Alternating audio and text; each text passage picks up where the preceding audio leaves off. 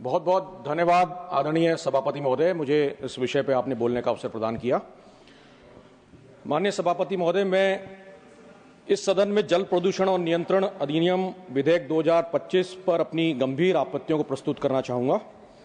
सर्वप्रथम मैं स्पष्ट कर देना चाहता हूं कि इस सदन में कोई भी सदस्य स्वच्छ जल, सतत विकास और मजबूत पर्यावरणीय शासन का विरोधी नहीं है।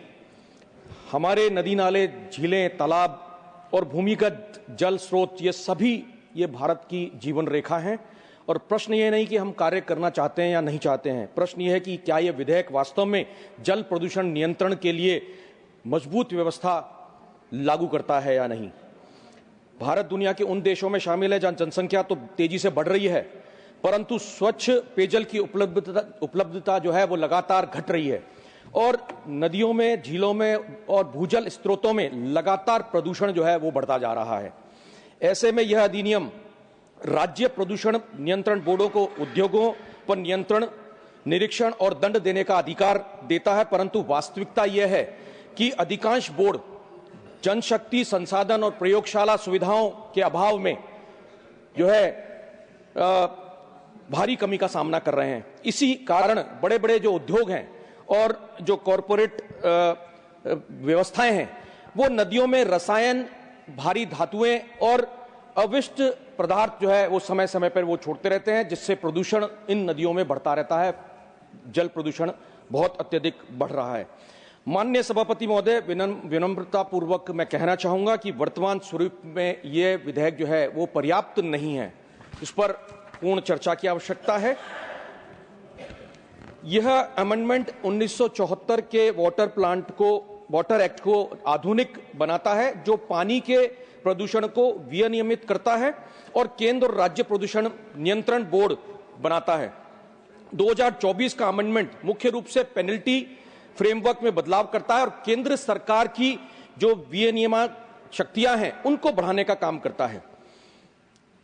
अगर हम आपराधिक दंड की बात करें तो आपराधिक दंड से मौखिक जो है जुर्माना, उस तरफ बदलाव इसमें ज्यादा हो रहा है और ये ज्यादातर अपराध जिसमें जेल होती थी वह बदल करके 10,000 रुपए या 15 लाख रुपए के बीच में जो है वो पैसे की सजा इसमें होगी।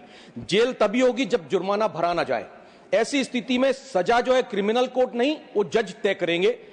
लेकिन इतनी छोटी पेनल्टी जो है बड़े कंपनियों और कॉरपोरेट्स को नियमों को तोड़ने से रोकने के लिए असरदार होगी कि नहीं होगी, यह भी आवश्यक है, जो मणिपुर जैसे परिस्थिति की संवेदनशील राज्यों के लिए और भी चिंता का विषय है। मैं समझता हूं कि दंड के जो प्रावधान है वो कमजोर हैं। ऐसे में मौजूदा कानून में प्रदूषण मानकों का उल्लंघन करने वाले उद्योगों पर कठोर दंड और अभियोजन की व्यवस्था है, परंतु इस संशोधन में कई गंभीर उल्लंघनों को सिर्फ मामूली आर्थिक जुर्माने में बदल दिया गया है। वो चिंता का विषय है। जुर्माने का उद्देश्य केवल वसूली नहीं बल्कि विरोध होता है। जब किसी उद्योग को यह लगे कि प्रदूषण करने पर लगने वाला जुर्माना उसके लाभ से कम है तो निश्चित रूप से ऐसा दंड जो है वो निश्चित रूप से प्रभावी हो जाता है। ऐसे में प्रदूषण अक्सर लापरवाही नहीं है बल्कि जानबूझकर किया गया जो है लागत को बचाने की सोची समझी रणनीति होती है और उसमें ऐसे में दंड प्रावधानों को कमजोर करना वो अत्यधिक चिंता का विषय है। मैं समझता हूं कि इसमें जब हम केंद्र सरकार की भूमिका की बात करते हैं तो केंद्र सरकार केंद्रीय प्रदूषण नियंत्रण बोर्ड से सलाह करके और कुछ विशिष्ट प्रकार या कुछ खास तरह की इंडस्ट्रीज या ट्रीटमेंट प्लांट्स को सेक्शन 25 के तहत अनुमति की जरूरत से छूट दे सकती है। यह नए आउटलेट और डिस्चार्ज के लिए सहमति देने, मना करने या कैंसिल करने के दिशा निर्देश भी जारी कर सकती है। यह केंद्र का जो है शक्तियों का आधार रहेगा। अधिकारों को बहुत ज्यादा केंद्रीकरण इसका अधिकारों का किया गया है। विधेयक में ऐसे कई प्रावधान हैं जिसके अंतर्गत उद्योगों को दिए जाने वाले अनुमति पत्र, जल निकासी मानकों का निर्धारण एवं स्थलीय जल स्रोतों से जुड़ी हुई अधिसूचनाओं पर केंद्र का नियंत्रण जो है वो बढ़ जाता है। दंड प्रणाली में जो नई प्रणाली है दंड की, उसमें पेनल्टी आपराधिक कार्रवाई के बजाय प्रशासनिक कार्रवाई से लगाई जाएगी। अपील केंद्रीय सरकार द्वारा अधिसूचित की गई अपील प्राधिकरण से की जा सकेगी और जो दंड निधि का उपयोग है, एक्ट के तहत जमा की गई पेनल्टी की रकम प्रदूषण नियंत्रण कार्यकलाप के लिए पर्यावरण संरक्षण फंड में जमा की जाएगी। माननीय सभापति महोदय, पर्यावरणीय मानक राष्ट्रीय स्तर पर निर्धारित होना आवश्यक है, परंतु अत्यधिक केंद्रीयकरण राज्य स्तर की फैसले और जवाबदेही को वो कमजोर बनाता है और ऐसे में राज्यों में जो नदी नाले और जल स्रोत हैं, स्थानीय उद्योग हैं, भूगर्भीय परिस्थितियां हैं और प्रदूषण प्रवाह की बेहतर स्थिति को राज्य ज्यादा जानते हैं, उनको ज्यादा बेहतर जानकारी होती है। ऊपर से थोपे गए जो आदेश है न तो वे व्यवहारिक होते हैं और न ही वे समयबद्ध हो पाते हैं, इसलिए राज्यों को कमजोर करना यह अनुचित होगा। निगरानी और अनुपालन व्यवस्था में भी अस्पष्टता है। ऑनलाइन निगरानी, डिजिटल रिकॉर्डिंग और रियल टाइम डेटा जैसी बातें आधुनिक और स्वागत योग्य हो सकती है, लेकिन विधेयक में इनकी तकनीकी मानक, डेटा की प्रामाणिकता, स्वतंत्र ऑडिट और राज्यों के वित्तीय दायित्व, इन सब पर स्पष्टता का अभाव इसमें नजर आता है। साफ तौर पर यदि डिजिटल डेटा की प्रामाणिकता सुनिश्चित नहीं की जाएगी तो भौतिक निरीक्षण से डिजिटल निरीक्षण पर जाना केवल माध्यम बदलेगा, प्रभाव नहीं बदल पाएगा, ऐसा मेरा मानना है। मणिपुर और पूर्वोत्तर में जो प्रदूषण की हम बात करते हैं, तो हाल ही में एक स्टडी हुई थी जिसमें लोकटक लेक जो है उसके आसपास की जमीनों के इस्तेमाल के बदलाव में और विशेष रूप से खेती का जो बढ़ावा है और लोगों का वहां पर बसना, ये जो शिफ्टिंग खेती है और झील के पानी की जो क्वालिटी है वो लगातार खराब हो रही है, वो ये परिस्थितियां उनको खराब कर रही है। झील में बहने वाली जो प्रमुख नदियों के लिए इसमें किए गए जो टेस्ट हैं, इसमें पाया गया कि इनसे ज्यादा इस्तेमाल होने वाले इलाकों में जहां खेती या घरों के लिए जंगल को साफ किया जा रहा है, इससे गुजरने वाली नदियों जैसे कि नांगुल नदी में ऑक्सीजन का लेवल जो है लगातार वो बहुत कम है और ऑर्गेनिक प्रदूषण वो बहुत अत्यधिक बढ़ रहा है। ऐसे में क्योंकि लोकटक जो नदी है वो एक रामसर साइट है जिसमें मछली पालन, हाइड्रोपावर और खतरे में पड़ रही जो संगाई हिरण की जो प्रजाति है वो बहुत जरूरी है, वो प्रभावित हो रही है। इसलिए पानी की क्वालिटी में ये जो गिरावट है ये बड़ी गंभीर चेतावनी है। मैं समझता हूं कि जो पर्यावरणीय दबाव जो है पूरे पूर्वोत्तर में एक बड़े स्वरूप को दिखाता है, जहां पूर्वोत्तर अचानक प्रदूषण का हॉटस्पॉट बनता जा रहा है। असम और त्रिपुरा जैसे राज्यों के अंदर ये साल भर में PM 2.5 का जो लेवल है वो लगातार जो है ज्यादा रहता है। ऐसे में जो है परिस्थितियां अनुकूल ना होकर के प्रदूषण को अत्यधिक बढ़ा रही है। गाइडलाइंस को जो है वो भी पूरा नहीं किया जा रहा है। जो 5 माइक्रोग्राम पर मीटर क्यूब की जो गाइडलाइंस है वो पूर्ण नहीं हो पा रही है। मैं समझता हूं कि मणिपुर बहुत ही संवेदनशील राज्यों में से है और ऐसे में जब पिछले 2 साल से भी ज्यादा वक्त से मणिपुर की परिस्थितियां बड़ी गंभीर बनी हुई हैं, हालात वहां पर किस तरह के हैं, जहां पर जनजीवन पूरा अस्त व्यस्त हो गया, 2 जातीय समुदायों के बीच में जिस प्रकार से हिंसा वहां पर हुई और हिंसा और झड़पों में कई अनगिनत मौतें हुई और अनगिनत लोग बेघर वहां हो गए, दहशत का वहां माहौल हुआ, महिलाओं के साथ में दुर्व्यवहार हुआ, यौन हिंसा वहां पर हुई, महिलाओं के साथ में जिस तरह की परिस्थितियां बनी, मैं समझता हूं कि ऐसे में जहां कानून व्यवस्था पूरी तरीके से चौपट हो गई और मुख्यमंत्री के नियंत्रण से हालात बाहर चले गए, वहां संभालने के लिए केंद्र ने उस ओर ध्यान ही नहीं दिया। मैं समझता हूं कि इस पर ध्यान देना चाहिए था। हमारे कांग्रेस के नेता आदरणीय राहुल गांधी जी ने वहां जाकर के हालात का जायजा लिया, लोगों से मुलाकातें करी, मणिपुर की परिस्थितियों को देखा। प्रधानमंत्री को वहां जाना चाहिए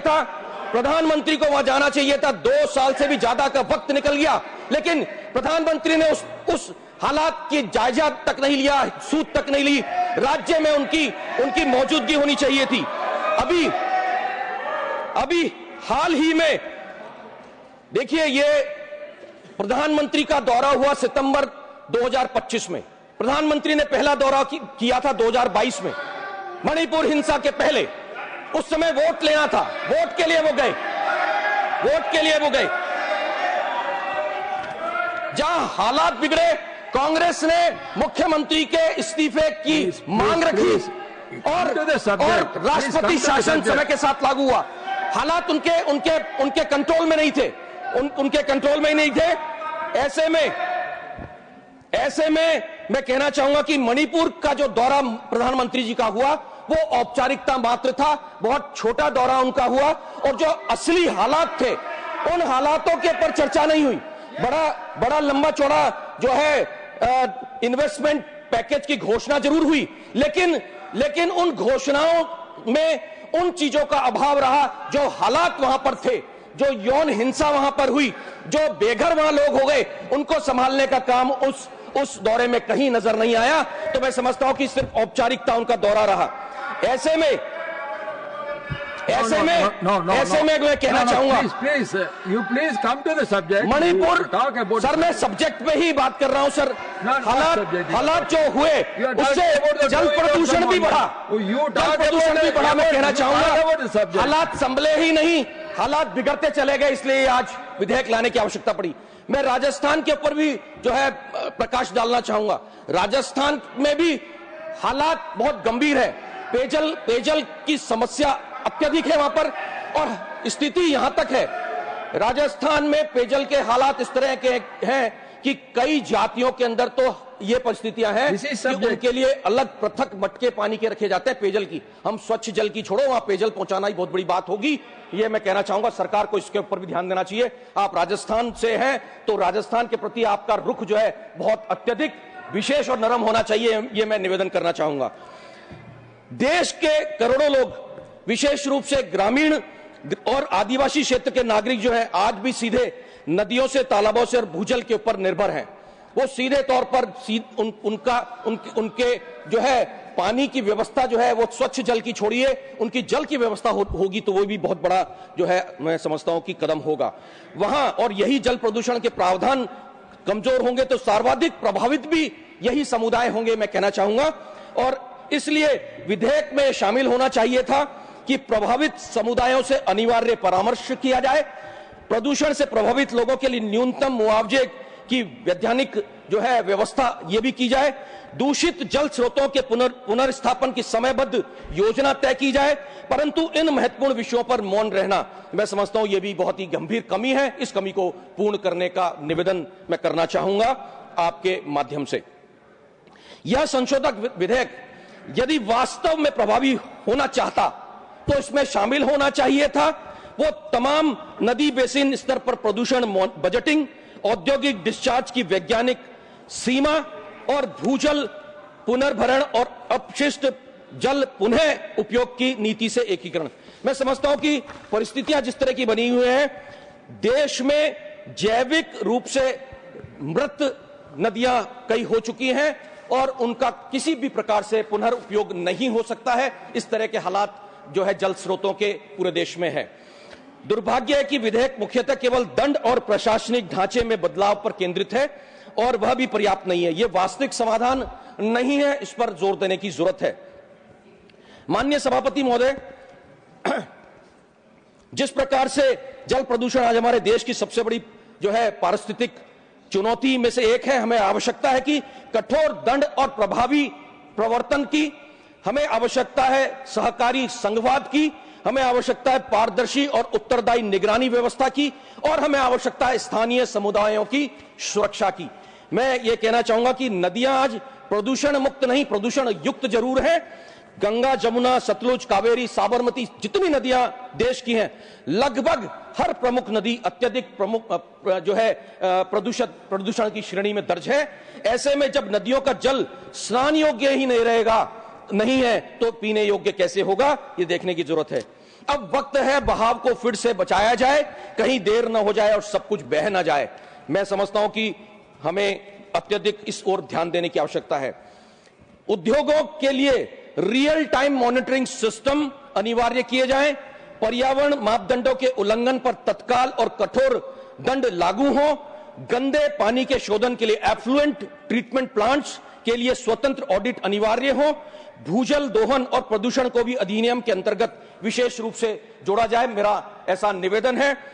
इन्हीं कारणों से मैं आदरणीय सभापति महोदय जी, आपसे निवेदन करना चाहूंगा कि जल प्रदूषण एवं नियंत्रण संशोधन विधेयक 2025 को वर्तमान स्वरूप में पारित न किया जाए, इसे सिलेक्ट कमेटी को, चयन समिति को भेजा जाए, इस पर जो है व्यापक परामर्श इस पर हो और इस पर एक लंबी बहस हो, उसके पश्चात और एक अत्यधिक जो है वैज्ञानिक, व्यवहारिक और सुदृढ़ विधेयक वो सदन में लाया जाएगा और पटल पे रखा जाए, तो मैं समझता हूं कि वो व्यवहारिक होगा। मैं माननीय मंत्री जी यहाँ पे मौजूद हैं राजस्थान से, राजस्थान पे तो बहुत ज्यादा ध्यान देने की आवश्यकता है। राजस्थान के जल स्रोतों की परिस्थितियां तो बहुत ही खराब है, वहां पीने के पानी की छोड़िए, वहां पर जो है काम में लेने लायक पानी भी नहीं है। तमाम जितने स्रोत हैं, नदियां हैं, नाले हैं, तालाब हैं, वो तमाम प्रदूषण से बहुत ज्यादा भरे हुए हैं, परिपूर्ण हैं। मैं इस मौके पे अपने एक लाइन के साथ में अपने शब्दों को विराम दूंगा। नदियों ने कितनी बार पुकारा है और हम तो वही थे जो हर बार किनारे पर ही खड़े रहे। बहुत बहुत धन्यवाद। जय हिंद।